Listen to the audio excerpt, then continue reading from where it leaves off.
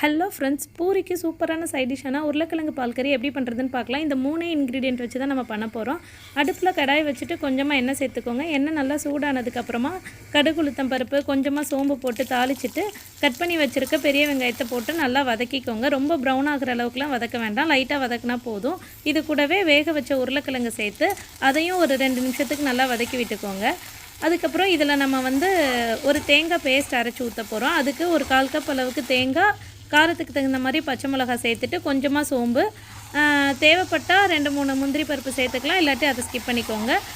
இதை மட்டும் போட்டு நல்லா ஃபைன் பேஸ்ட்டாக அரைச்சி எடுத்துகிட்டு அதையும் இதில் போட்டு நல்லா அதோட ராஸ்மெல் போகிற வரைக்கும் கொஞ்சம் நேரம் வதக்கிட்டு தேவையான அளவுக்கு உப்பு சேர்த்துட்டு நம்மளுக்கு தண்ணி ஊற்றி எந்த அளவுக்கு கிரேவி கன்சிஸ்டன்சி வேணுமோ அந்த அளவுக்கு நம்ம வேக வச்சு எடுத்துக்கலாம். கொஞ்சம் திக்காகிறதுக்காண்டி 1-2 உருளைக்கிழங்கு லைட்டாக ஸ்மாஷ் பண்ணிக்கோங்க. அவ்வளோதான், சூப்பரான உருளைக்கிழங்கு பால் கறி ரெடி ஆயிடுச்சு. இதை பூரியோடு வச்சு சாப்பிட்டு பாருங்கள்.